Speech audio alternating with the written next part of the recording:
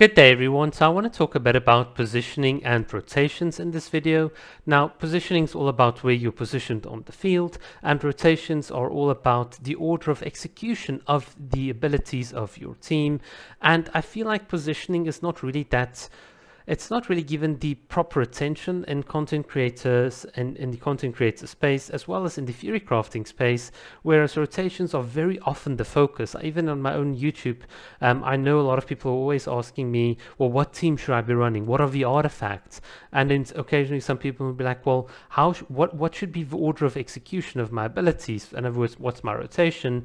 And I always feel like, well, very few people, well, actually, I've counted as only one comment out of all the bazillions of videos that I've put out. I've only had one comment ever asking me, well, how should I stand? Where should I position myself in order to get the maximum value? And this is the thing. A lot of people would turn to theory crafting. If they live in the Bronze Age, they'll probably use like spreadsheets, but most modern theory crafting will use simulations and programming. They'll program in like exactly how your team should be executing their abilities. And hey, you know, we get a bunch of damage numbers and we think of a meta. We tell everyone, hey, this is the meta, use these artifacts. People go out, they go into the spiral abyss, and very often their outcomes are inconsistent. In other words, yes, whilst they can get good clearing times and so on, if they tend to repeat their clearing times, they'll often find that the windows might be like a bit larger, so you'll clear the floor in 80 seconds and then in 90 seconds the next time and then 75. And this is the problem. Very often it's not that the teams or the theory crafting or rotations is really failing. It's a failure from people not understanding how to get the most value by just standing in the right place. And this is the thing about positioning. It's all about how you time your abilities, your sprinting, animation cancels, stamina management, ability movements. In other words, for instance, like Shenhe is an interesting character. So with her E ability, you can instantly dash forward. It's the same with Rosaria, and then you can instantly pop your Q or your elemental burst. This is a very, very good thing because you can get into a proper position by using an ability, and even something as simple as just literally standing still and waiting for the enemies to aggro onto you is also a big part of positioning. And obviously positioning is something that seems obvious in hindsight if you do like a VOD review, which is what we'll do a bit later in this video. But there are some things that I want to point out that I think can be of value to you right now. So for instance, you can minimize camera movement by taking corner positions. A typical example here would be Nahida. A lot of people would stand in the middle and they'll try to flick their mouse or their mobile device or whatever controller all in a circle just to sort of tag all the enemies with Nahida's E ability. But if you just do a simple little thing like dash past one enemy, you can quickly tag all of the enemies because the field of vision is a lot narrower. And I'll sort of show you a practical example of this.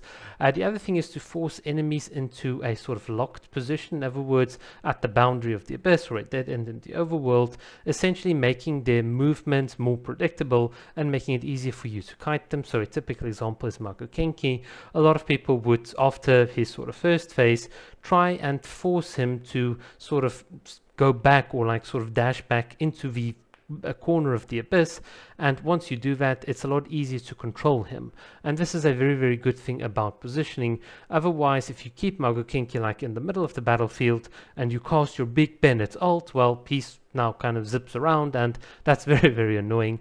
And the other thing is positioning should always be done on a proactive basis, taking into account your upcoming abilities and the upcoming abilities of enemies and how they'll position. So I'll show you a bit of an example with the little robot dinosaur in just a moment. But this is so important because very often rotations will tell you execute your abilities in this order, whereas positioning might tell you, hey, what about executing out of order or asynchronously, and then sort of resyncing a bit later such that you can get the maximum value, because your enemies are not just going to stand still like you would assume when you're running your simulations or spreadsheets. So let's just quickly take a look at a couple of examples, and I must just sort of say this. Yae Miko is the queen of spacing and positioning for a team. This is one of the hidden values of the character that I've sort of touched on in previous videos, but it's something to sort of take note of. Right, so let's just take a couple of examples. So here you'll see me in one of my latest videos where I did like a bit of a quick run, and and right off the bat you'll see I'm using Nahida here, and I'm dashing straight away into a corner position. So why would I do this? Well, my field of view is a lot narrower when I try to sort of try to tag all of these enemies. I just missed one enemy. Oh well, that's just a bit of skill issue. And now what I'm going to try and do is try and bait these enemies into a position that's more or less towards the back here of the abyss. Notice that I'm casting my Kokomi jellyfish precisely where the big rift hound is going to appear later on, and this is like kind of key to sort of playing. You'll see here once again I'm in a corner position. It's easier to tag all the enemies. E into elemental burst quickly. Now we're going to sort of refresh our little jellyfish right exactly where I want him to be, and you'll notice now that the big wolf is going to spawn right here underneath Kokomi's jellyfish, right here where I'm standing, such that I can start hitting it. And now here's the key thing that we're going to do. We're going to tag all the remaining enemies. Nilo is going to ensure that all the enemies, even if they're standing further away and I can't get to them by positioning, that they'll be tagged with Hydro and be given 2 instances so that we can trigger more bountiful cores on them. This is one of the key powers of Nilo that not a lot of people mention. It's her ability to breach the positioning requirements using her elemental burst. And as you can see here, we're in a good position. The jellyfish keeps on ticking. Kole's ability is active, Nahida is active, and we just absolutely destroyed the enemies. Right, so on to the second half. This is once again me using good positioning, dashing into the middle of the enemies, tagging them all with my E ability, not with my hold E, but tap E. Kokomi sort of putting in the jellyfish in a nice central spot. And this is very good that the jellyfish is spawned right here, because we're going to position way back here to start activating the sort of golden chalice effect. These enemies are going to sort of move in, and then we'll be able to hit all of them. The enemies here, or this enemy in red here, has been sort of aggroed into attacking. He's going to clear some of the dendro cores, which will mean that we can start generating some bountiful cores, and hence we can start destroying all of these enemies very, very quickly. And this is all about just good positioning. And even if you're running this team at C0, following a strategy like this can give you a very high chance of quickly clearing this first wave.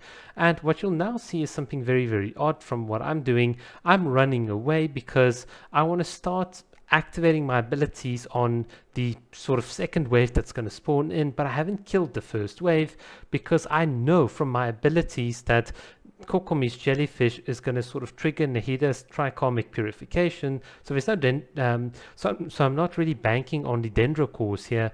I'm banking on Nahida's E ability to finish off the enemies.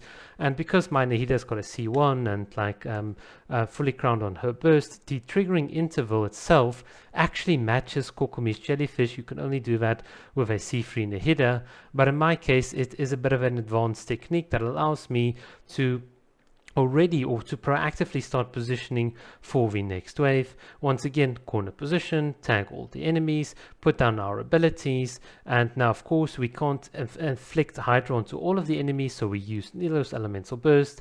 This is the cool thing, she breaches their positioning requirements, tags all the enemies with Hydro, trikarmic purification, and dendro cores. It's just beautiful, and we pretty much take care of most of the enemies, except for this little ugly guy with a bit more HP, but that is whatever.